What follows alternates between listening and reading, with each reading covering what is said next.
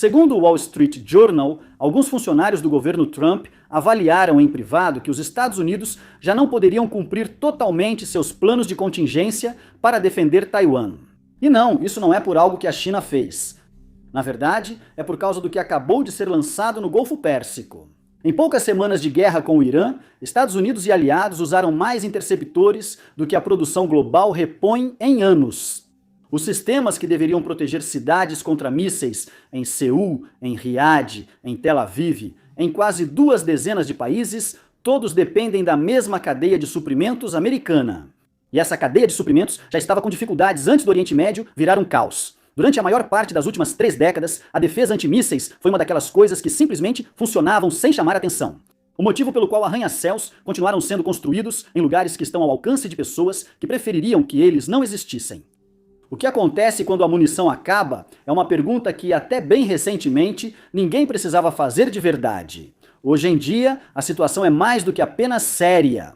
Pela primeira vez em muito tempo, os aliados dos Estados Unidos estão diante da possibilidade muito real de que, caso uma grande guerra estoure, eles talvez não consigam se defender adequadamente.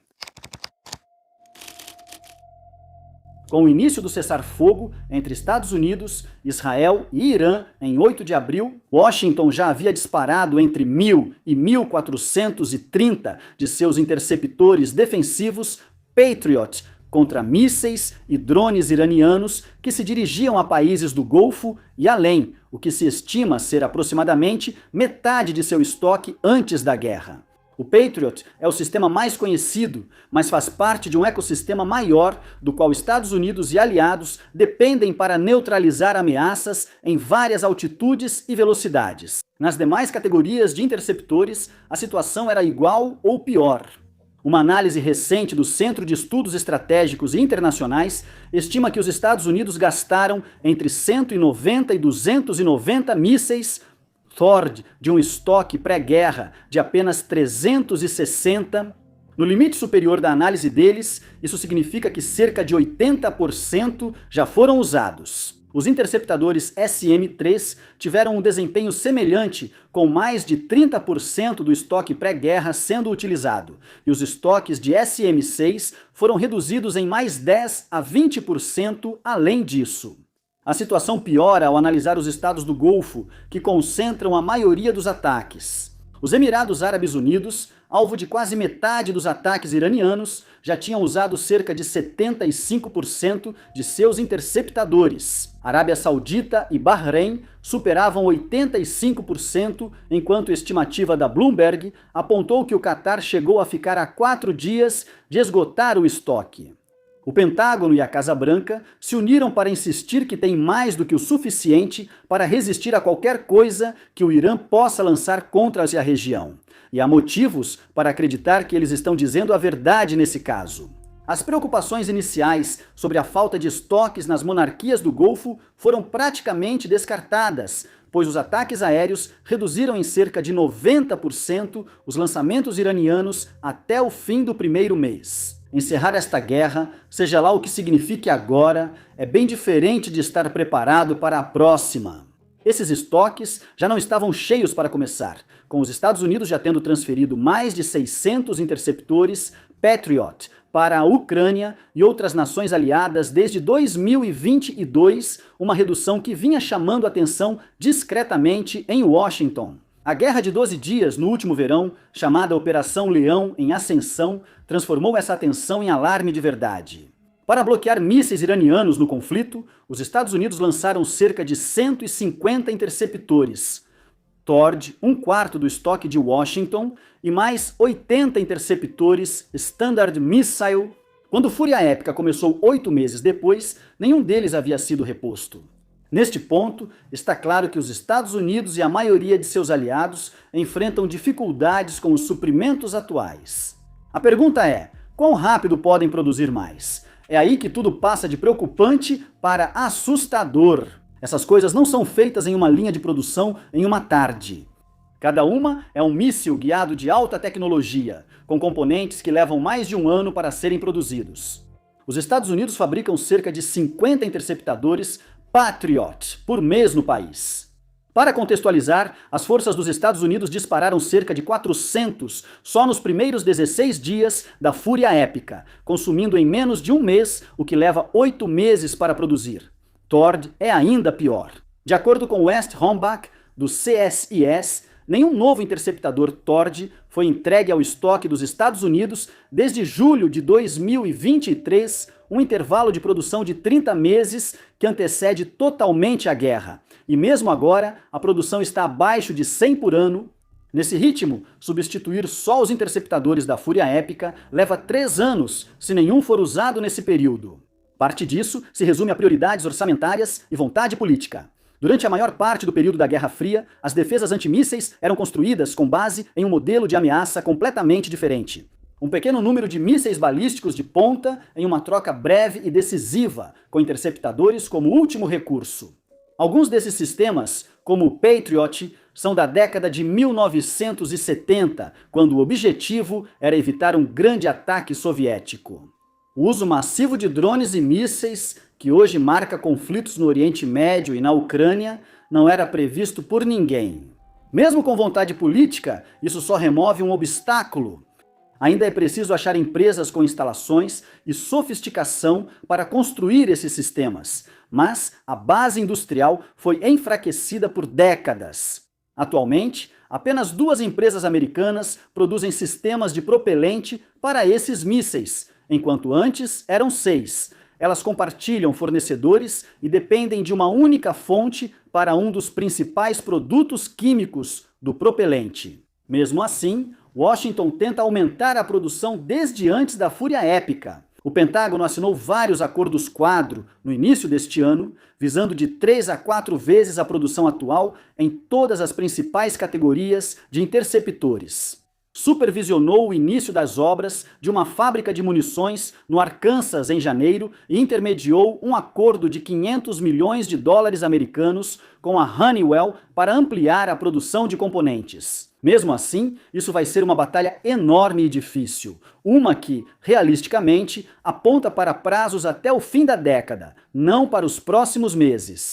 Dada a escassez atual de suprimentos, autoridades têm, segundo relatos, chamado empresas como GM, Ford e GE para discutir a conversão de fábricas civis em instalações de produção, pelo menos parcial, de componentes de mísseis. Por todos os relatos, foi a primeira vez que Washington pediu às montadoras para considerarem readequar suas fábricas para munições desde a Segunda Guerra Mundial. E esse fato, mais do que qualquer outra coisa, provavelmente já diz tudo o que você precisa saber sobre como as pessoas que comandam isso entendem, em privado, o buraco em que estão.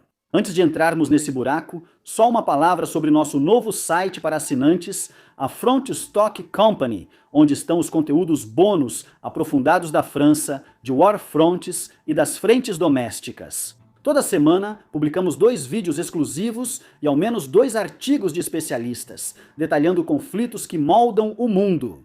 Se War Fronts é para o leigo informado, Fronts é para o nerd dos conflitos, uma forma de ser mais geek do que no canal principal. Então, por exemplo, temos nosso podcast semanal de 90 minutos sobre tudo relacionado ao Oriente Médio, artigos escritos por especialistas sobre coisas como as limitações dos tanques tartaruga, além dos nossos vídeos semanais da sala de briefing para te atualizar sobre todas as guerras obscuras que passam despercebidas pela mídia. Mas não as nossas. Olha, se você gosta do que fazemos aqui e gostaria de nos ver indo mais a fundo, a Front Stock Company é o lugar para você. Custa apenas $5 por mês ou $50 por ano. E agora, vamos voltar àquele buraco em que íamos entrar. Comprando em outro lugar. Agora, se você está assistindo isso de fora dos Estados Unidos ou do Oriente Médio, pode estar pensando que nada disso é realmente seu problema. Infelizmente, é sim.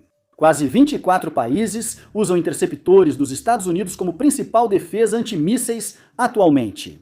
Fora do Japão, onde a Mitsubishi fabrica Patriots sob licença há décadas, toda a grande defesa aérea aliada aos Estados Unidos depende de uma cadeia de suprimentos que passa por Arkansas, Arizona e Alabama. Para esses países, não existe uma segunda fonte. Se Washington não conseguir suprir, bem, resumindo, eles estão ferrados. Durante a Epic Fury, esse arranjo foi testado e os resultados foram, no mínimo, desanimadores. Segundo relatos, até 48 interceptadores foram retirados da Coreia do Sul e enviados ao Oriente Médio em março.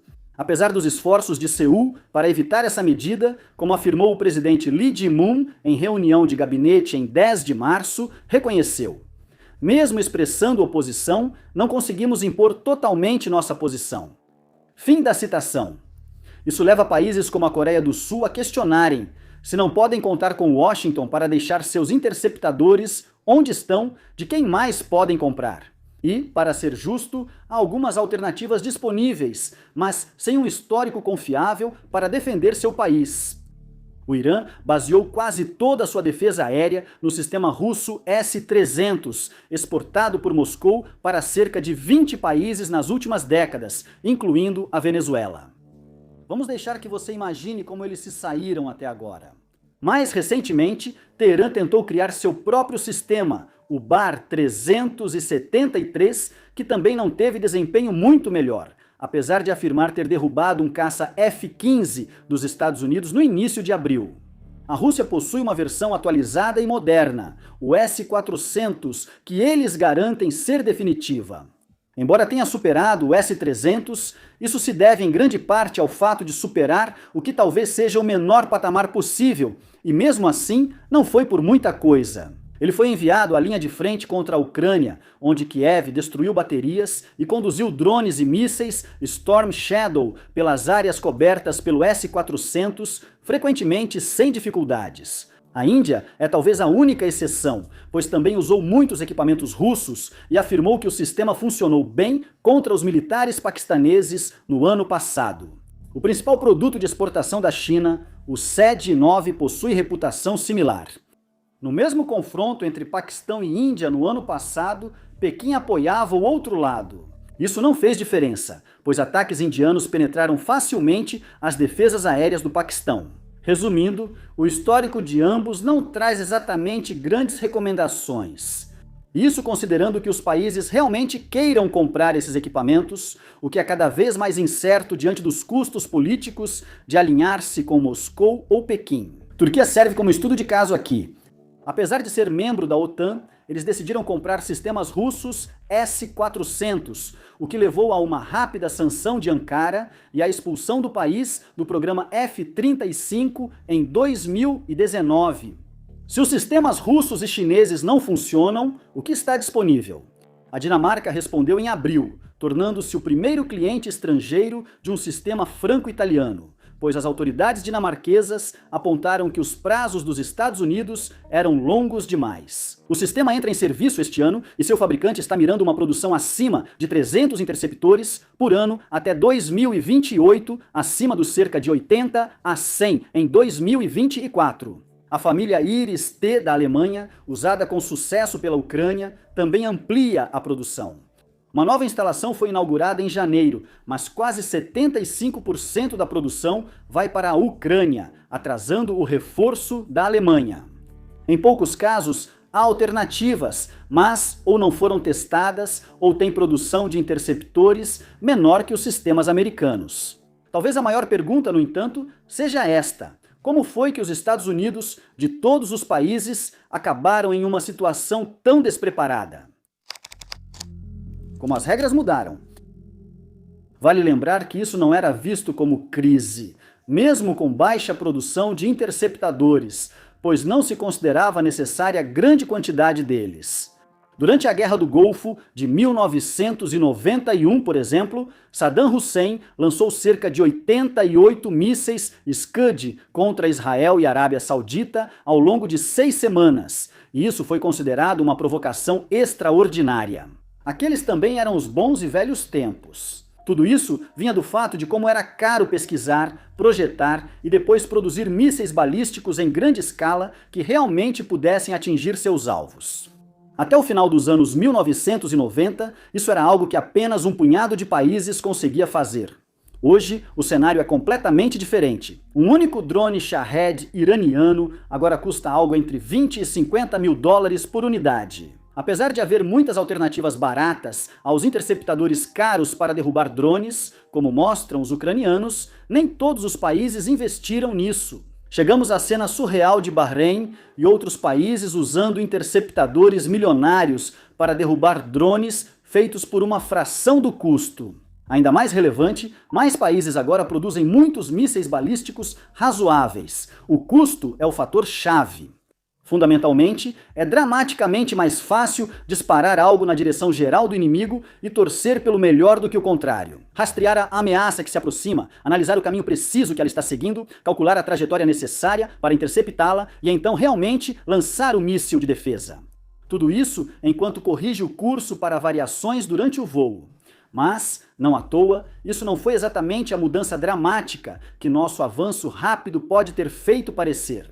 A Ucrânia está na linha de frente dessa nova guerra há 4 anos. A Rússia, aliada da República Islâmica, lançou milhares de drones, Shahed e mísseis de cruzeiro contra cidades e infraestrutura ucranianas. E a conta dos interceptadores ficou feia muito rápido. Não é sustentável que um exército use interceptadores de $1 milhão contra drones de 20 mil. E tanto os Estados Unidos quanto a Europa não conseguem manter o ritmo de reabastecimento. Isso foi sentido principalmente em Kiev, que realmente dependia disso e por isso se tornou muito eficiente em sua própria guerra anti-drones. O sistema deles usa impressoras 3D para fabricar drones interceptadores em massa, capazes de perseguir e colidir com um Shahed, custando entre $1.000 e $2.000 cada. No início de 2026, as Forças Armadas da Ucrânia recebiam mais de 1.500 deles por dia. Diferente dos antigos interceptadores russos ou chineses, caros e desajeitados, esses tinham taxa de sucesso superior a 70%. Então, quando a Operação Epic Fury começou e o Golfo estava começando a perceber que poderia ficar completamente sem munição americana, Kiev era para Kiev que eles ligavam. No fim de março, Zelensky estava na Arábia Saudita assinando acordos de cooperação em defesa de 10 anos com a Arábia Saudita e o Catar. E espera-se que os Emirados Árabes Unidos façam o mesmo em breve. Embora isso seja um avanço genuíno e um que tanto Washington quanto o resto do mundo deveriam prestar mais atenção, especialmente devido à escassez contínua, essa nova abordagem está praticamente limitada a ataques com drones. Apesar da engenhosidade, os ucranianos ainda não acharam uma solução barata e escalável para deter mísseis balísticos. Assim, nesse ponto, seguimos na estaca zero. No que diz respeito aos interceptadores, há alguma esperança vinda do Japão. Já falamos que a Mitsubishi fabrica Patriots sob licença há anos, mas restrições de exportação pós-guerra impediam o envio para outros lugares. Isso mudou quando Tóquio revisou as regras no fim de 2023, e no ano passado o primeiro carregamento chegou aos Estados Unidos. Foram só cerca de 10 mísseis, quase nada. Mas se outras nações aliadas com capacidade industrial passassem a produzir interceptores sob acordo similar, isso poderia dar resultado. Israel foi o único país a mostrar real independência, investindo décadas e bilhões de dólares para criar a única defesa antimísseis de espectro completo não americana, comprovadamente confiável em várias crises. O domo de ferro para curto alcance, a funda de Davi para alcance médio e o Arrow na camada mais sofisticada. Mesmo assim, até meados de março, isso já estava cedendo diante do ataque iraniano.